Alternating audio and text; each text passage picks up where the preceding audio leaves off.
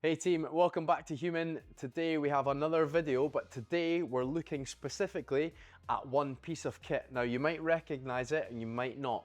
It's not what I would call a common piece of equipment that you'd find in a gym, but more and more gyms are now starting to stock these pieces of kit and incorporate them in their classes and in their workouts. So this is the Ski Erg. Now, the primary use for the Ski Erg for me is it's a cardio piece of equipment. So we're gonna use it to improve our aerobic or our anaerobic fitness. And we can do that by covering certain distances or accumulating a certain amount of calories or having certain power output on this machine.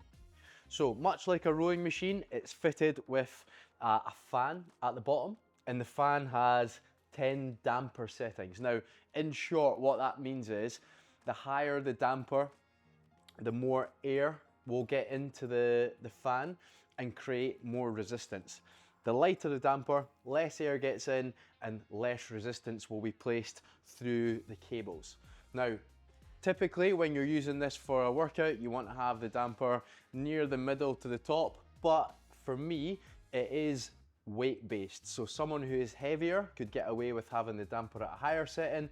Someone who is slightly lighter might favor having the damper at a lower setting. But for most people, I suggest you start off at around the 5 to 6 mark, and that's usually a comfortable resistance for you to actually get the most out of the machine.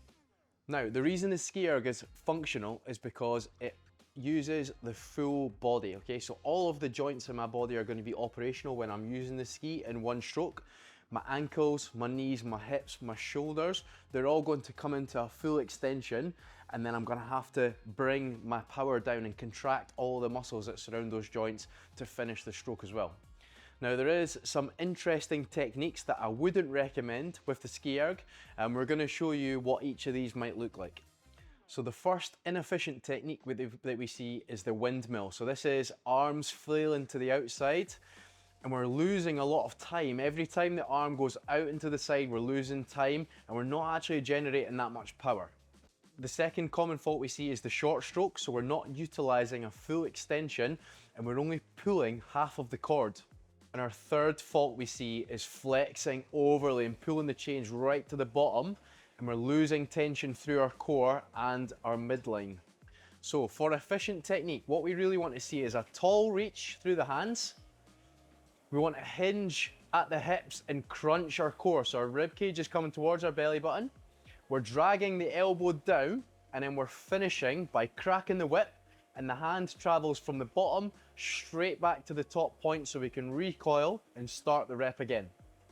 Once you learn the correct technique, we can then start to analyze the data that's coming out of the machine to get better at hitting certain distances or completing tasks in quicker times. So what we'll look through on the screen is when we set up the screen to show us what we're going to be doing within a workout, it has different units, okay? So we've got everything from watts, calories per hour, we've got split time for a 500 meters, so that would be your distance. And then we've got our average distance as well. So we can cycle through them using the units tab, okay?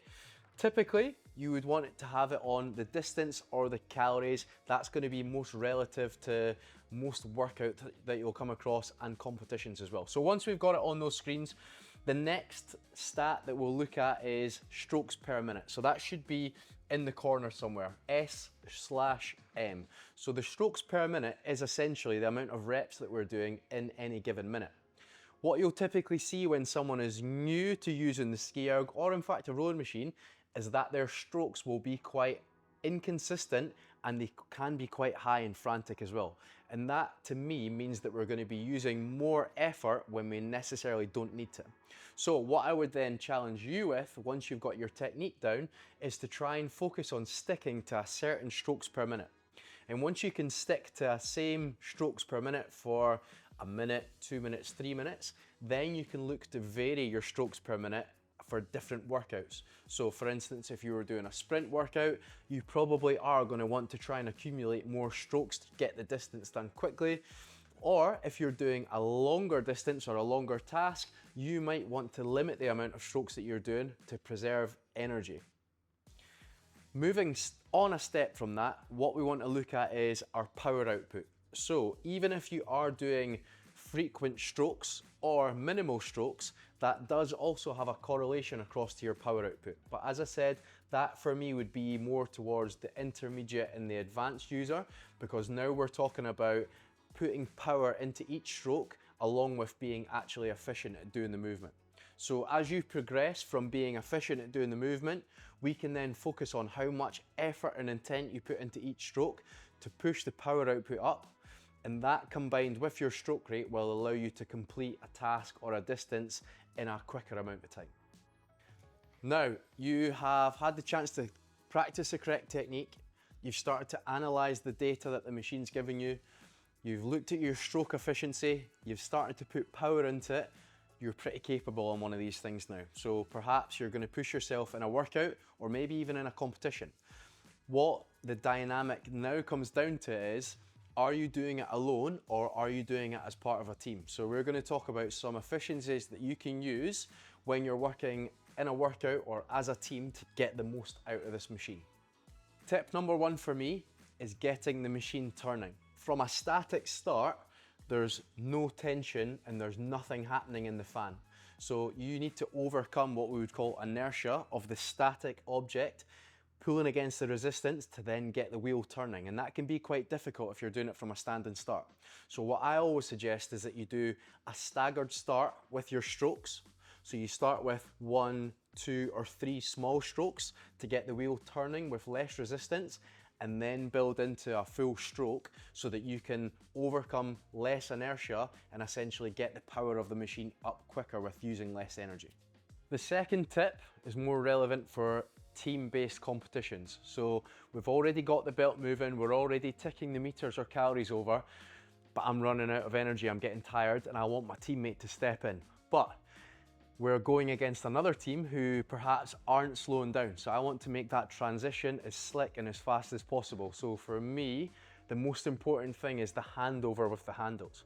So we're going to teach you a specific technique that your teammate will be able to smoothly transition in, take hold of the handles and seamlessly transition into using the machine.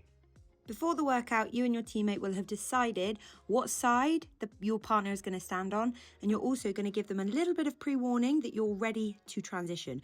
You'll pull your final pull, hold it in place for your partner to grab the handles, and that's a smooth transition.